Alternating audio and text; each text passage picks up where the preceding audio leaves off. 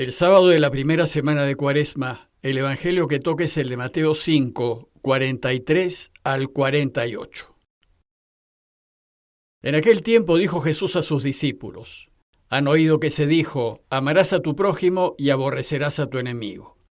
Yo en cambio les digo, amen a sus enemigos y recen por los que los persiguen. Así serán hijos de su Padre que está en el cielo, que hace salir su sol sobre malos y buenos, y manda la lluvia a justos e injustos. Porque si aman a los que los aman, ¿qué premio tendrán? ¿No hacen lo mismo también los publicanos?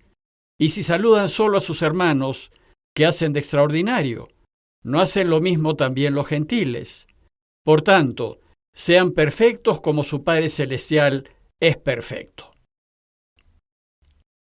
Jesús pide a sus discípulos y a todos los que desean caminar con Él, vivir como Él propone.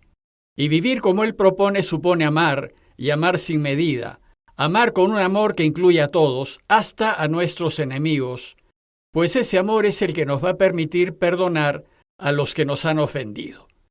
Ya que si no amamos al que nos ha hecho daño, el perdón es imposible. El texto de hoy empieza diciéndonos que dijo Jesús a sus discípulos: Han oído que se dijo, amarás a tu prójimo y aborrecerás a tu enemigo. Y efectivamente, la ley de Moisés, entre los 613 mandamientos y preceptos que tiene, manda amar al prójimo. Levíticos 19:18 dice con total claridad: No te vengarás ni guardarás rencor contra los hijos de tu pueblo.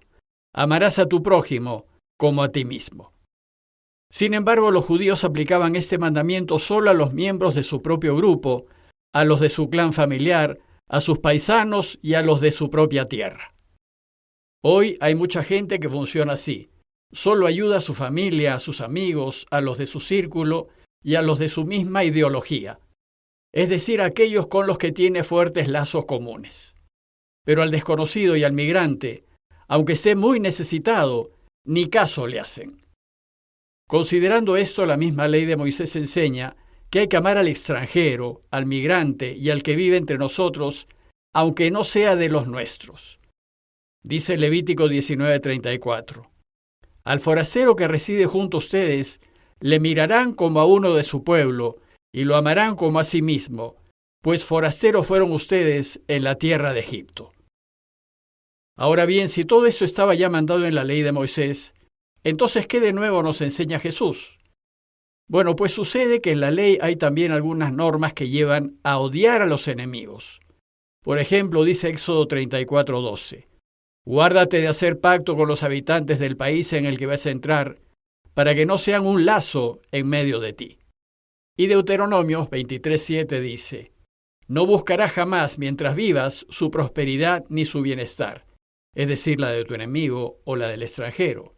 Pues para Israel, extranjero era sinónimo de enemigo. Israel odiaba a los pueblos extranjeros, pues entendía que estos lo único que deseaban era conquistarlos, aprovecharse de ellos y destruirlos. Este odio al extranjero era comprensible, ya que Israel vivió gran parte de su historia rodeada por enemigos y por muchos años estuvo sometida a ellos. Desde los inicios tuvo que luchar contra sus vecinos, y uno de sus enemigos vecinos más conocidos fueron los filisteos. Por ejemplo, Goliat, aquel a quien David venció, era filisteo. Después Israel fue invadida por los asirios, luego por los babilonios, después por los griegos, y en tiempos de Jesús, y desde hacía casi un siglo, los invasores eran los romanos.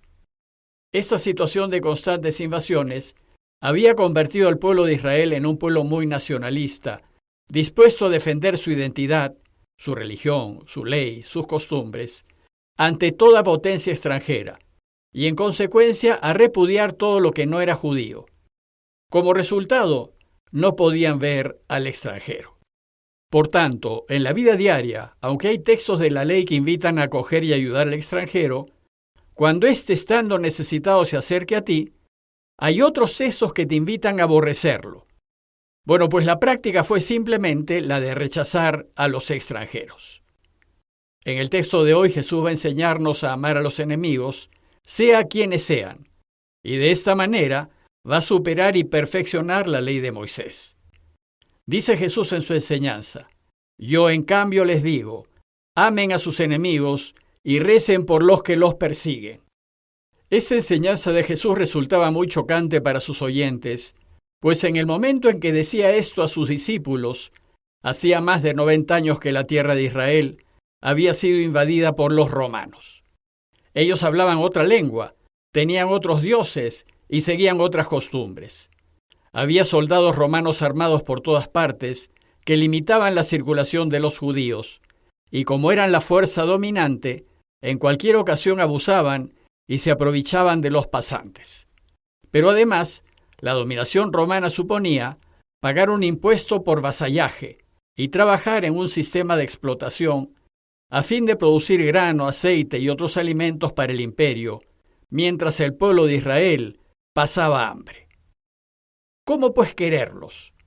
Lo que propone Jesús es demasiado, pues nos pide que amemos a los que nos hacen daño, a los que se están aprovechando de nosotros y a los que están abusando y tomando de lo nuestro. Bueno, pues son precisamente estas enseñanzas las que hacen la diferencia entre un cristiano o un seguidor de Jesús y un no cristiano. A ojos de los demás, el cristiano va a actuar de un modo desconcertante, pues va a ir a contracorriente del mundo y a hacer lo que el mundo no hace. Y entonces, siguiendo los deseos de Jesús, procurará ayudar a sus enemigos, rezar por ellos y le pedirá a Dios que les vaya bien. Pero hacer esto es muy difícil. Lo fácil, como dice Jesús, es amar a los que nos aman.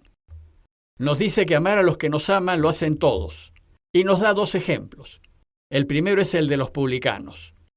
Dice el texto: si aman a los que los aman, ¿qué premio tendrán?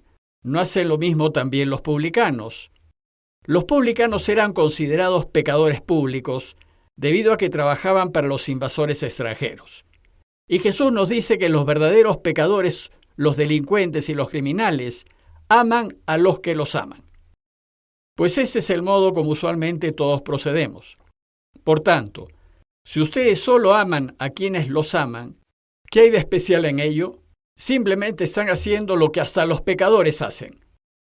Y el segundo ejemplo es el de los gentiles o paganos. Dice el texto: si saludan solo a sus hermanos, ¿qué hacen de extraordinario? ¿No hacen lo mismo también los gentiles? Los invasores romanos, que son gentiles o paganos y no creen en el Dios verdadero, también se preocupan de los suyos y se ayudan entre ellos. Por tanto, si ustedes solo saludan o solo se preocupan de los suyos, no hacen nada excepcional. También eso lo hacen los paganos y los que no creen en Dios. El asunto es nosotros los que queremos seguir a Jesús y vivir según su propuesta. ¿Qué debemos hacer? Debemos hacer la diferencia y actuar siguiendo el ejemplo de Dios, pues dice el texto que Él hace salir su sol sobre malos y buenos y manda la lluvia a justos e injustos, porque Él no hace distinción entre malos y buenos, ni entre justos y pecadores, ni entre derechas e izquierdas, ni entre ricos y pobres, ni entre nacionales y extranjeros, ni entre homosexuales y heterosexuales. Para Él todos somos hijos suyos, y porque somos hijos nos ama, a pesar de ser pecadores. Luego, si Dios no hace distinción de personas, nosotros tampoco deberíamos hacerla. Como discípulos de Jesús, nuestro amor y preocupación por el prójimo debe ir más allá de nuestra familia y del círculo al que pertenecemos, más allá de nuestros paisanos y de quienes la piensan como nosotros, incluso más allá del país en el que estamos. Por eso la práctica de la Iglesia cuando hace caridad es ayudar a todo necesitado sin preguntar si es justo, ni siquiera preguntar si es católico. De lo que se trata es de ayudar porque el otro está necesitado. Bueno, pues el deseo de Jesús es que amemos a todos nuestros enemigos, y enemigos son todos los que no son amigos, y de estos tenemos algunos. Evidentemente son enemigos aquellos que nos hacen daño, los que se aprovechan de nosotros, los que nos hacen sufrir, pero también son enemigos los antipáticos, los que nos incomodan, los que no piensan como nosotros y los que nos caen mal. Estos no son amigos, son enemigos nuestros, y Jesús en su enseñanza de hoy nos pide amarlos. ¿Y qué significa amarlos? Ciertamente no significa que debemos salir con ellos o pasar un buen rato juntos. Lo que significa es que no debemos hacerles daño, ni hablar mal de ellos, ni destruirlos con nuestras palabras y comentarios, ni buscar vengarnos, ni desear que les vaya mal. Amar a nuestros enemigos significa no discriminarlos ni separarlos. Incluso significa hacerles favores y ayudarlos si podemos. Y ellos, esto último, no tienen por qué saberlo. Dice Jesús que si hacemos así, es decir, si nos preocupamos de nuestros enemigos, seremos hijos del Padre que está en el cielo, pues actuaremos como actúa el Padre. La enseñanza de hoy concluye diciéndonos: por tanto, sean perfectos como su Padre Celestial es perfecto. Esto hay que aclararlo, pues puede llevarnos a confusión, ya que Jesús no nos pide que seamos como dioses o que seamos perfectamente divinos. Aquí el énfasis de Jesús no está en ser divinos, sino en ser perfectos. Por tanto, lo que nos pide es que seamos perfectamente humanos, así como Él es perfectamente divino. A veces en lenguaje corriente nos referimos a la bondad de alguien, o a su generosidad, o a su gran corazón, y decimos: ¡qué humana es tal persona! Decimos así porque el perfectamente humano es amante, generoso, inclusivo y perdonador. Pidámosle pues a Dios que nos ayude a amar a nuestros enemigos y hacer el bien a quienes nos odian, y pedirle que seamos verdaderamente humanos a fin de ser verdaderos hijos suyos. Compañía de Jesús, Jesuitas, Perú.